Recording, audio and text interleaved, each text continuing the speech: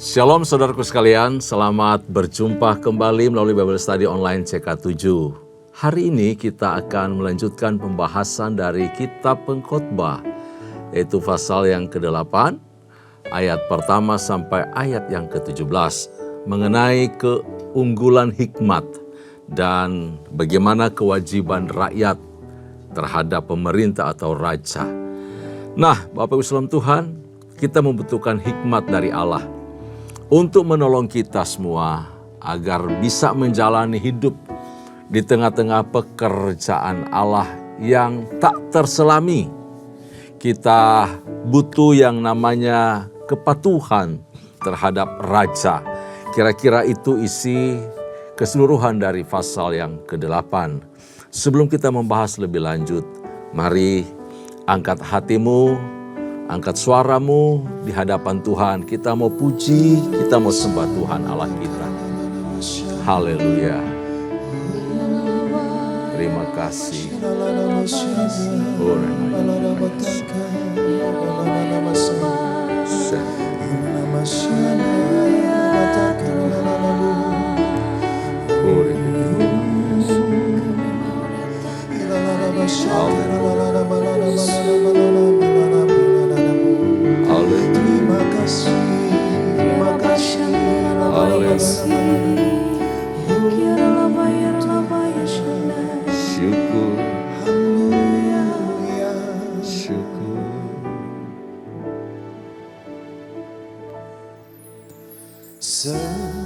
Semusim berlalu, namun Kau selalu peliharaku.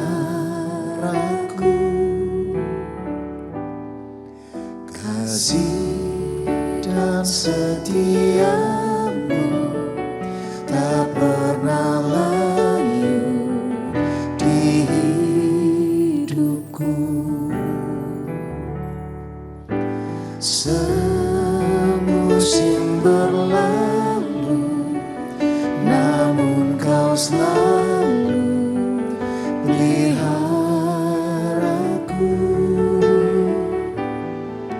Kasih dan setiamu tak pernah layu di hidupku.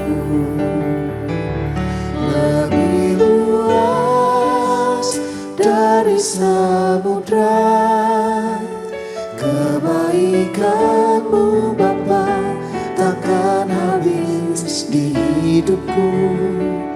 Lebih tinggi dari cakrawala, tak terbatas kasih-Mu. Sungguh ku bersyukur. Lebih luas dari samudra, kebaikan-Mu Bapa takkan habis di hidupku. Lebih tinggi dari cakrawala, tak terbatas kasih-Mu. Sungguh ku bersyukur.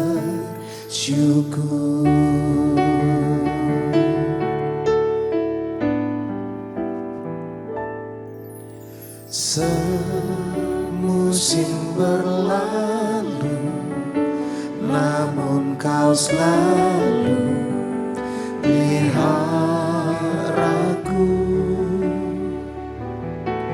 Kasih dan setiamu tak pernah layu di hidupku. Lebih luas dari samudra, kebaikan-Mu Bapa takkan habis di hidupku. Lebih tinggi dari cakrawala, tak terbatas kasih-Mu. Sungguh ku bersyukur.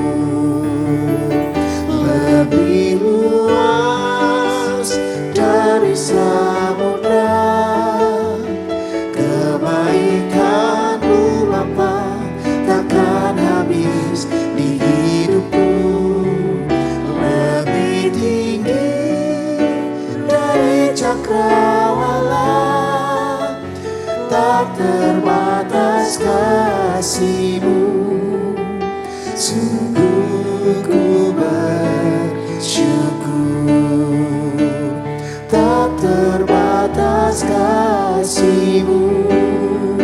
Sungguh ku bersyukur, tak terbatas kasih-Mu. Sungguh ku bersyukur.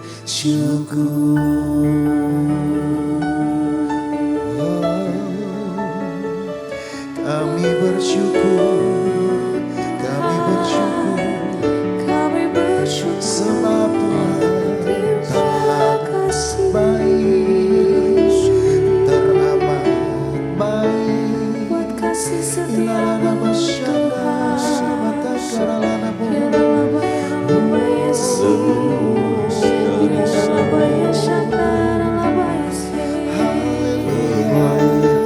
sebab itu kami menyembah-Mu, Yesus.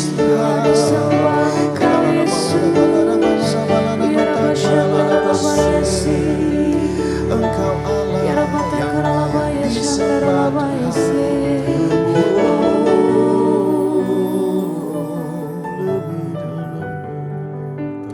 Ku sembah Engkau, Yesus,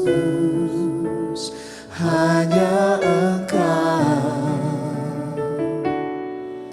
Allah di hidupku.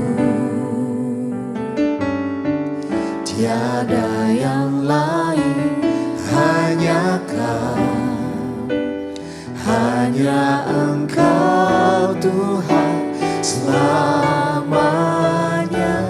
Kau tetap Allah, walau dunia semua bergoncang, tak tergoyahkan. Kau tetap Allah.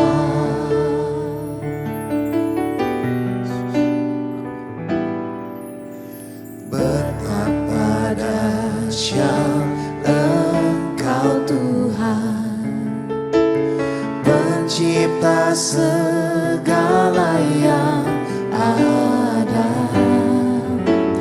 dulu, sekarang, sampai selamanya. Hanya Engkau Tuhan, tak terselami pikiran-Mu, tak terukur panjang setia-Mu, dulu, sekarang, sampai selamanya. Hanya Engkau Tuhan, ku sembah Engkau, Yesus, hanya Engkau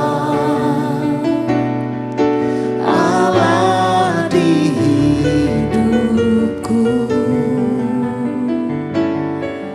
Tiada yang lain, hanya Kau, hanya Engkau Tuhan selamanya. Kau tetap Allah, walau dunia semua bergoncang, tak tergoyahkan. Kau tetap Allah. Ku sembah Engkau, Yesus, hanya Engkau Allah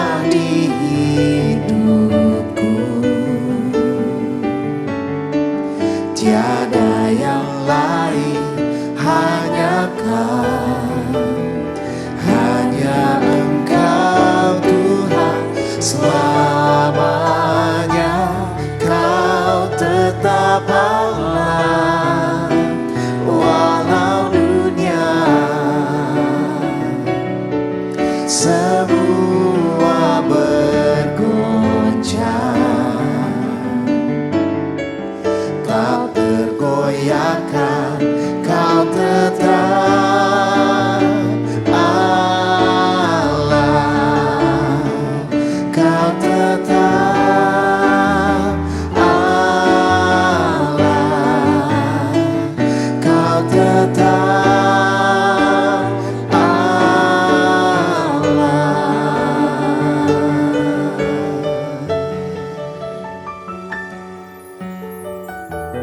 Kami mengucap syukur untuk kasih setiamu yang tiada batas dalam kehidupan kami. Hikmatmu yang tak terselami. Terima kasih Tuhan, tapi kau juga berikan kepada kami yang mencarimu, yang hidup di dalam kehendak-Mu. Hikmat itu menjadi bagian kami. Terima kasih Tuhan, hikmat-Mu memberi kami semakin mengasihi Tuhan, semakin hormat dan takut akan Tuhan. Terpuji nama-Mu ya Tuhan. Terima kasih hadir-Mu di tengah-tengah kami. Ketika kami belajar, ketika kami membaca firman-Mu, ketika kami merenungkan bersama-sama, Engkau menaruh pengertian-pengertian baru kepada kami, untuk kami semakin memahami akan kehendak-Mu. Terima kasih Bapa, dan Roh Kudus memampukan kami untuk kami hidup di dalamnya dan menjadi pelaku-pelaku firman.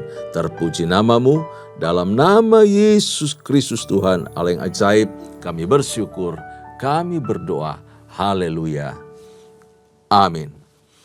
Puji Tuhan, Bapak Ibu kekasih di dalam Tuhan, mari kita langsung buka Alkitab kita di dalam kitab Pengkhotbah pasal yang ke-8. Kitab Pengkhotbah pasal yang ke-8. Ya. Di Alkitab saya, Alkitab Terjemahan Baru 2, itu ada di halaman 1042. 1042.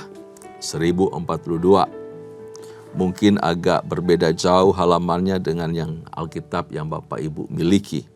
Saya akan pandu kita untuk membaca.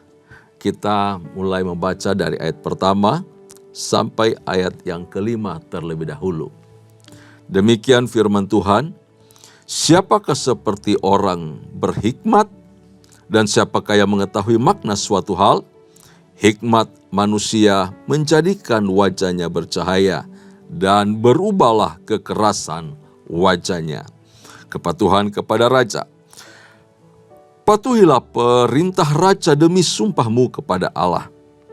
Janganlah tergesa-gesa pergi dari hadapannya. Janganlah bertahan dalam perkara yang jahat. Karena ia berbuat apa saja yang dikehendakinya.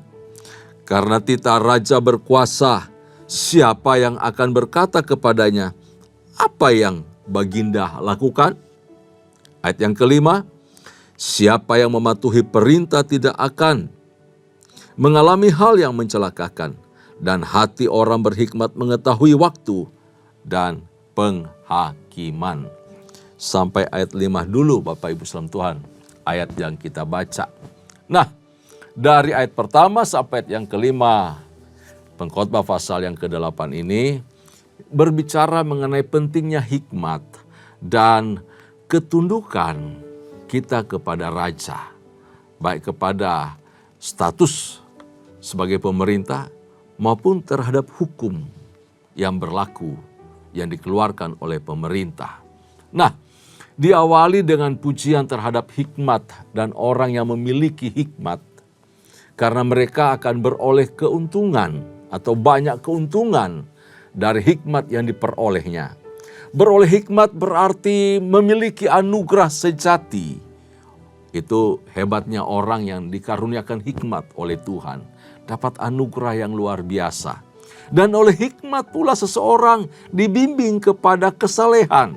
Orang yang punya pengertian yang benar, orang yang punya hikmat dari Tuhan, pasti akan mengarahkan hidupnya untuk belajar hormat takut akan Tuhan, akan memelihara hidup yang saleh di hadapan Allah dan sesama. Dalam praktek hidup setiap hari orang berhikmat memiliki kebijaksanaan dan dia pasti akan dihormati oleh manusia dan dikasihi oleh Allah. Itulah keuntungan orang yang memiliki hikmat yang datang daripada Allah. Dia akan memperoleh pengenalan yang benar akan Allah. Dan hidupnya pasti akan memuliakan Tuhan sepanjang hidupnya.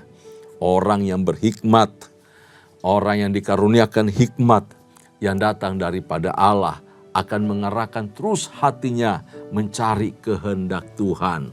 Nah ini tentu saja lepas dari kegagalan Salomo untuk melanjutkan hormat takut akan Tuhan, mengasihi Tuhan dalam hidupnya. Karena pengaruh-pengaruh luar yang membawa dia menjerumuskan hidupnya. Tetapi sejatinya orang yang berhikmat pasti mengarahkan hatinya, pikirannya kepada Tuhan, memuliakan Tuhan. Dengan hikmat seseorang berani berjalan dalam ketulusan hati, dalam prinsip yang lurus di segala perkara-perkara. Artinya orang tersebut tidak akan neko-neko dalam hidupnya. Contoh orang yang berhikmat ya, dalam sikap, dalam perilaku itu selalu tunduk. Tunduk kepada perintah, tunduk kepada otoritas, tunduk kepada penguasa, tunduk kepada hukum. Lalu punya ketekunan dan kepatuhan. Dia juga punya kesetiaan kepada pemerintah yang ditetapkan oleh Allah tentu saja. Sebab tidak ada pemerintah yang tidak datang daripada Allah. Semua pemerintah itu datang daripada Allah untuk kita. Dan sebagai rakyat kita harus mematuhi peraturan-peraturan. Kita harus mematuhi hukum yang berlaku di satu wilayah, satu daerah, satu negara. Supaya apa?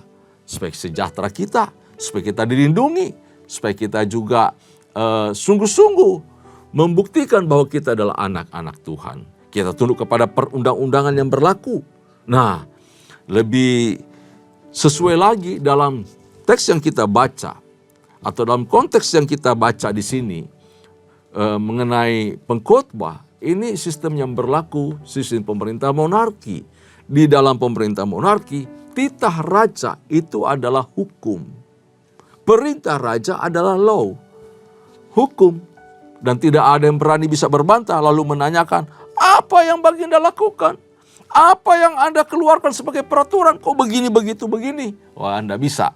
Di dalam sistem monarki, setiap perkataan raja adalah hukum. Setiap sabda raja adalah perintah yang harus dilakukan, dijalani. Gak ada yang bisa berbantah dengan apa yang raja sabdakan. Ya, Tuhan Yesus pernah berkata, berikanlah kepada kaisar apa yang wajib kamu berikan kepada kaisar. Dan kepada Tuhan apa yang menjadi milik Tuhan, apa yang wajib kita berikan kepada Tuhan. Tuhan Yesus tidak mempertentangkan antara tunduk kepada kaisar, kepada raja, kepada pemerintah, ataupun tunduk kepada Allah. Dua-duanya harus sejajar berjalan.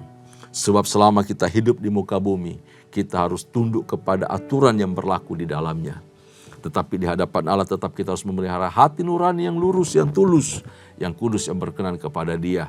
Kita lakukan tugas kewajiban kita di hadapan Tuhan sebagai orang-orang percaya, supaya kasih-Nya terus melimpah atas kita. Kita harus melakukan itu sedemikian rupa, sehingga kita tetap murni, kita tetap utuh melakukan apa yang wajib kita berikan kepada Allah dan juga kepada pemerintah. Nah, dengan hikmat Bapak Ibu sekalian Tuhan, kita bisa tunduk kepada titah raja. Dan kapan kita bertindak, kapan kita bisa menahan diri, itu diatur oleh hikmat, oleh pengertian yang benar. Ya. Oleh hikmat kita juga diarahkan oleh Tuhan untuk bisa membedakan esensi ketundukan kepada raja dan juga kepada Allah. Kapan waktunya, dalam hal apa, maka hikmat akan menuntun kita. Kita nggak bisa sembarangan bertindak. Ya, alasan-alasan mengapa kita harus tunduk kepada raja dikemukakan. Ya, dikemukakan tadi. Mengapa kita harus tunduk kepada raja? Sebenarnya yang paling mendasar adalah karena suara hati nurani kita. Suara hati nurani. Dan ketundukan kita kepada firman Allah. Kesadaran kita apa kata firman Tuhan, siapa pemerintah itu. membuat kita mau nggak mau dengan hati nurani bersih belajar tunduk, taat, hormat kepada pemerintah. Kenapa? Karena pemerintah adalah wakil Allah di muka bumi. Roma pasal 3 ayat 1 sampai ayat yang ke-7. Bapak Ibu, saya mau ajak kita untuk membaca bagian ini, ya. Roma pasal 13. Sepintas kita akan memperhatikan bagian ini. Ini ayat yang sangat mendasar untuk bagaimana hubungan dan sikap hati orang percaya terhadap pemerintah. Ini kepatuhan kepada pemerintah. Tiap-tiap orang harus tunduk kepada para penguasa yang di atasnya, otoritas yang menaungi hidup kita. Sebab tidak ada penguasa yang tidak berasal dari Allah. Para penguasa yang ada ditetapkan oleh Allah. Sebab itu, siapa yang melawan penguasa, ia melawan ketetapan Allah.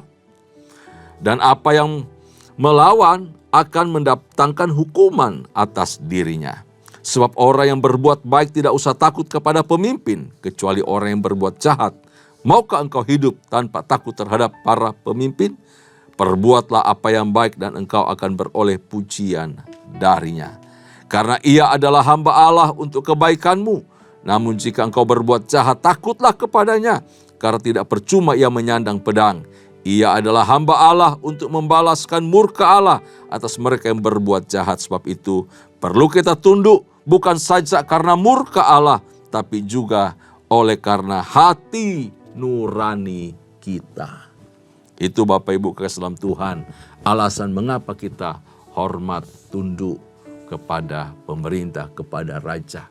Karena pedang yang disandang raja dan kekuasaan yang dipercayakan Tuhan kepadanya, yang membuat dia menjadi pribadi yang harus disegani, dihormati. Ia berbuat sesuai apa yang dikehendakinya. Nah, ini model pemerintah ya.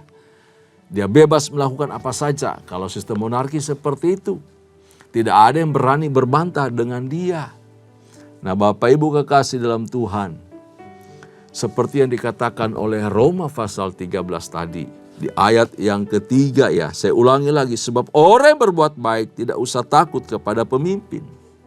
Kalau kita hidup baik-baik, ikuti aturan, tunduk taat kepada hukum, mau di RT, RW, di kelurahan, ataupun secara nasional, maka kita akan terjaga, terpelihara. Hidup kita akan dilindungi. Kecuali orang yang berbuat jahat, ya pasti akan diusik, pasti akan berurusan dengan pemerintah, pasti akan menerima hukuman yang pantas terhadap dirinya. Kita lanjutkan di ayat yang ke-6 sampai ayat yang ke-8. Bunyinya seperti ini. Pengkhotbah 8 ayat 6 sampai ayat 8. Sebab untuk segala sesuatu ada waktu dan penghakiman, dan kemalangan manusia menekan dirinya. Sesungguhnya tak seorang pun mengetahui apa yang akan terjadi, karena siapa yang akan mengatakan kepadanya bagaimana hal itu akan terjadi? Tiada seorang pun berkuasa menahan angin, dan tiada seorang pun berkuasa atas hari kematian. Tak ada kelepasan dalam peperangan, dan kefasikan tidak akan meluputkan orang yang melakukannya. Ayat ke-6 sampai ayat yang ke-8 berbicara mengenai kematian itu sesuatu yang pasti atau pastinya kematian. Seorang penulis mengatakan begini, bahwa kematian itu adalah suruhan Tuhan yang datang kepada siapa yang dikehendaki oleh Allah untuk pergi diambil. Maka kematian itu akan kembali kepada Allah, tidak dengan tangan hampa. Dia pasti membawa setiap orang yang akan kembali kepada Tuhan. Nah, Bapak Islam Tuhan, untuk segala sesuatu ada waktu yang sudah ditetapkan oleh Allah. Dan itu adalah waktu yang terbaik karena ditetapkan di dalam maksud dan rencana Tuhan. Ini kalau kita bicara waktu. Waktu yang terbaik untuk saat ini kita hidup. Waktu yang terbaik untuk saat ini kita duduk mendengar, duduk bersama-sama membaca, duduk bersama-sama merenungkan, duduk bersama-sama belajar firman Allah. Duduk bersama-sama untuk mendengarkan Tuhan berbicara kepada kita, menasihati kita, membimbing kita, menuntun kita, untuk kemudian kita merespon dan mengubah hidup lebih benar di hadapan Tuhan, lebih baik dari waktu ke waktu. Ini hal yang penting, semua berjalan di dalam waktunya Tuhan, di dalam maksud dan rencana Allah. Saya percaya bahwa semua kita ketika belajar bersama-sama dalam Bible Study Online CK7 ini, kita membuka Alkitab, setiap waktu yang kita berikan kepada Tuhan, itu adalah waktu yang terbaik, waktu yang termanis yang ditetapkan dalam maksud dan kehendak Allah bagi kita. Penghakiman pun demikian Bapak Ibu saudara Tuhan. Tak seorang pun mengetahui apa yang akan terjadi nanti. Tidak ada seorang pun yang berkuasa atas rohnya, berkuasa atas jiwanya, menahan dirinya untuk tidak mati, menahan dirinya untuk kemudian ketika Allah mau mengangkat kita menahan-nahan. Nggak bisa, nggak boleh Tuhan, nggak bisa. Nggak. Ketika dia datang kepada kita, ini waktunya dan dalam kehendak rencana Tuhan kita pasti pergi kapan saja. Ya, sekali lagi tidak ada seorang pun berkuasa atas rohnya sendiri, atas jiwanya. Roh yang kita miliki datang daripada Tuhan, itu unsur kekekalan. Karena itu betapa pentingnya kita memperhatikan bagian yang kekal itu. Banyak orang sibuk untuk urusan-urusan jasmani, urusan daging. Ngurusin itu terus-menerus supaya terlihat menarik, terlihat cantik, terlihat manis, terlihat indah, gagah, hebat, kuat, otot-ototnya diperbanyak. Tetapi unsur jiwanya, rohnya yang sifatnya kekal ini kita nggak perhatikan dengan baik. Kita malas merawat roh kita. Merawat roh seperti apa sih? Baca firman, duduk di kaki Tuhan. Itu bagian kita merawat roh. Bagian kita melatih roh, bagian kita untuk mengisi, memperkuat manusia rohani kita. Supaya setiap kali waktu tiba atas kita, kapan saja itu datang, kita siap bertemu dengan Tuhan. Ya, jadi sekali lagi tidak seorang pun yang bisa menahan ketika rohnya dipanggil untuk kembali kepada Allah yang telah memberikan itu kepada kita. Rohnya tidak bisa terbang kemanapun di luar wilayah kekuasaan maut.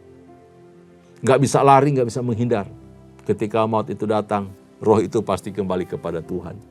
Orang tidak punya kuasa untuk menunda hari kematiannya. Nggak ada. Kalau waktunya tiba, dia pasti selesai. Karenanya itu, Rasul Paulus punya kalimat yang menarik.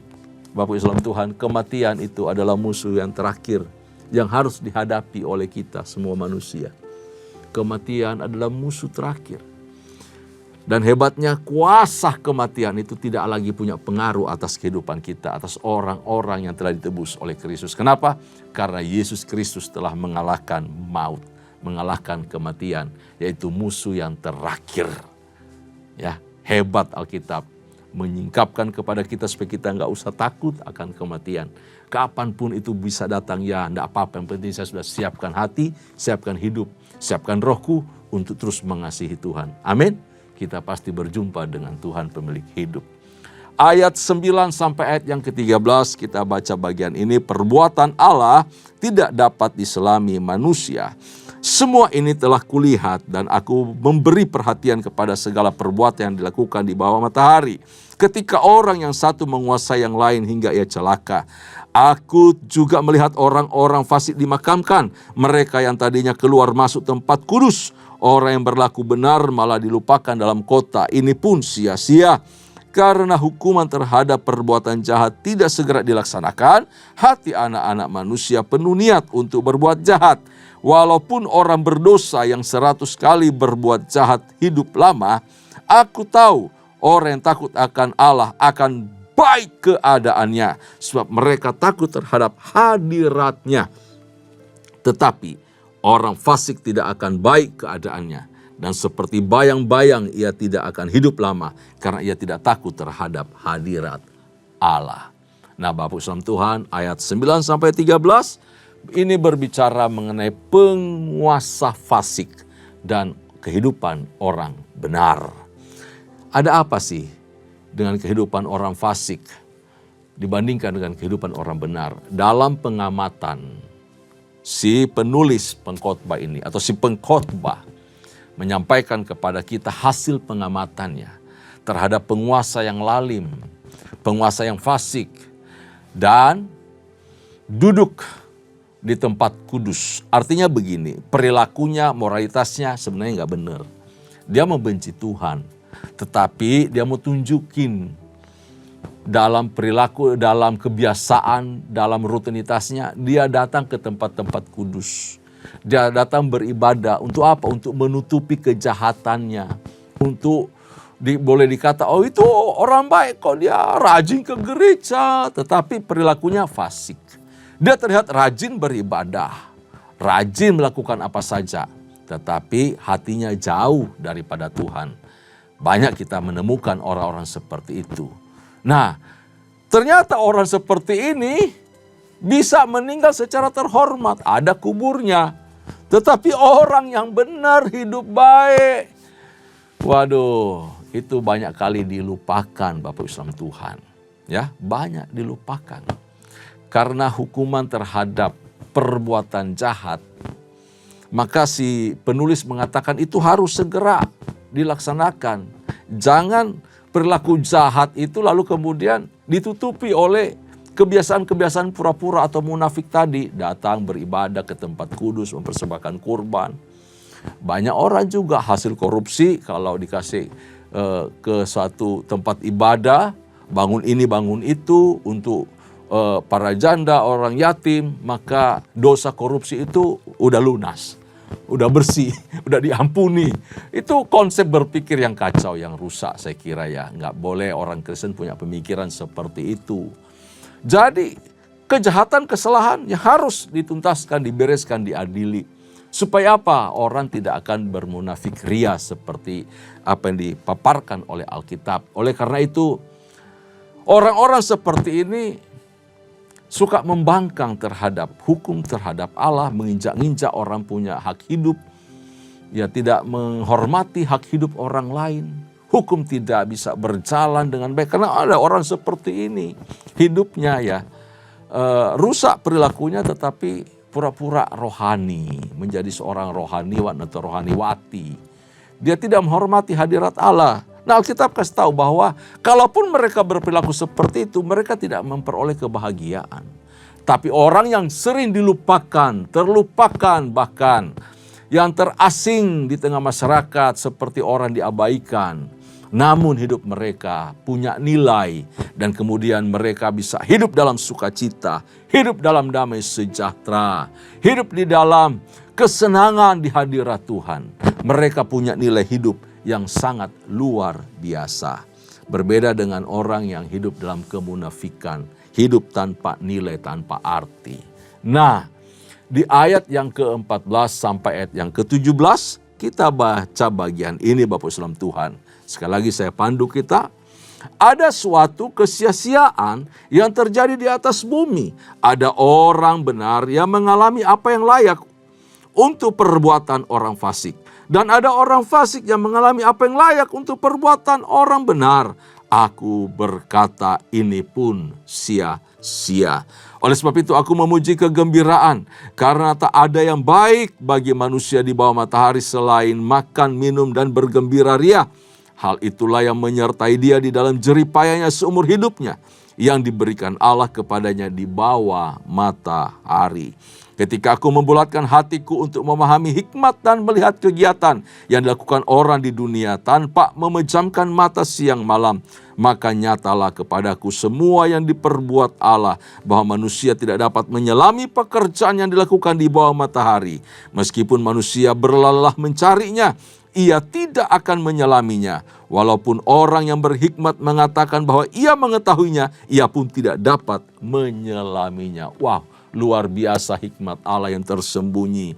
Diupayakan, dicari, dibuka, disingkapkan rahasianya, tetap tak bisa diselami oleh orang berhikmat sekalipun. Ini misteri pekerjaan Allah. Kemakmuran orang fasik dan kesusahan-kesusahan orang benar dapat didamaikan dengan kekudusan dan kebaikan Allah yang mengatur dunia. Sehingga dianggap sebagai satu misteri. Kenapa orang fasik kok baik hidupnya? Kenapa orang benar kok terbalik keadaannya? Nah, ini misteri ilahi, misteri Tuhan dalam setiap kehidupan.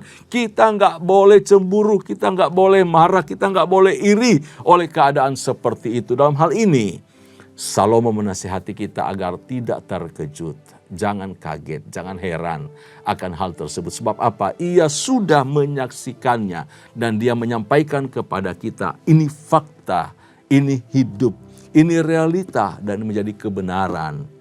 Begitu di tengah umat manusia. Bagaimana respon kita orang percaya? Kita diingatkan agar tidak curiga kepada Allah. Kita perlu jaga hati dan tetap mengucap syukur dan berkata, Tuhan baik bagiku. Apapun keadaanku saat ini, aku mau pelihara hati, pikiran dan rohku untuk terus mengasihi Tuhan. Tetap hidup benar di dalam Tuhan. Amin. Sebab apa? Tidak ada kesalahan dalam diri Allah. Manusia boleh bersandiwara di hadapan siapa saja. Tetapi hidup orang benar selalu diperhatikan, dilihat, diawasi oleh Allah. Ini juga bukti bahwa perkara-perkara dunia adalah sesungguhnya adalah perkara-perkara yang fana dan sia-sia. Dikasih tahu tadi tuh, semua yang ada itu ternyata sia-sia adanya. Dan yang paling penting, hal yang terbaik yang dapat kita lakukan adalah menikmati setiap berkat dan anugerah Allah dengan rasa syukur, dengan penuh sukacita di tengah-tengah jerih payah hidup kita. Ya, paling enak, paling baik untuk punya anugerah menikmati itu hebat. Coba kita berlelah tapi kita tak bisa menikmati. Rugi kita. Jadi tengah keadaan yang sulit sekalipun, nikmati selagi Tuhan kasih waktu, selagi Tuhan kasih berkat dengan penuh ucapan syukur di hadapan Allah bersama orang-orang yang kita kasihi. Perjalanan hidup itu, perjalanan hidup kita penuh dengan rahasia. Karena itu tidak ada yang sanggup menyelami sampai kita tiba di langit baru dan bumi yang baru, diam bersama dengan Tuhan. Sampai Tuhan tiba waktunya menjemput kita, kita tidak bisa menyelami rahasia hidup yang telah kita jalani. Kita cuma bisa mengucap syukur dan hidup di dalam kehendak Tuhan semata. Amin, Bapak Salam Tuhan. Apapun keadaanmu saat ini, mengucap syukur kepada Tuhan. Nikmati kasih karunia Allah yang masih Dia berikan kepada kita dalam segala kecukupan. Tuhan Yesus memberkati kita. Haleluya, tundukkan kepala, kita berdoa. Terima kasih Tuhan. Untuk hari ini kami mengucap syukur, Engkau sungguh baik. Engkau menyatakan karya, kehendak rencanamu bagi kami. Dari hidup-hidup yang kami lalui, kami bisa menikmati anugerah dan kebaikan-Mu. Kami mengucap syukur. Apapun keadaan kami saat ini, kami tetap hormat takut akan Tuhan. Ajar kami memiliki sikap hati yang menghormati pemimpin, pemerintah, entah di tengah gereja, entah di tengah keluarga, di tengah komunitas, ataupun di tengah masyarakat berbangsa bernegara. Kami tetap tunduk kepada pemerintah, seperti kami juga tunduk hormat kepada Allah. Terpuji nama-Mu ya Tuhan. Terus tambahkan bagi kami hikmat pengertian benar akan Tuhan. Untuk kami bersukacita, berbangga, berbahagia di dalam Engkau. Dalam nama Yesus, Allah hidup kami bersyukur, kami berdoa. Kekasih-kekasih Tuhan, arahkan hatimu di hadapan Allah dan terimalah anugerah serta berkat yang melimpah dari Allah Bapa. Kasih sayang di dalam Kristus Yesus Tuhan, serta persekutuan yang manis dengan Allah Roh Kudus menyertai kita, mulai hari ini sampai parusia Tuhan datang pada kali yang kedua, bahkan sampai selama-lamanya. Setiap kita yang percaya sama-sama katakan, amin. Shalom, Tuhan Yesus memberkati kita semua.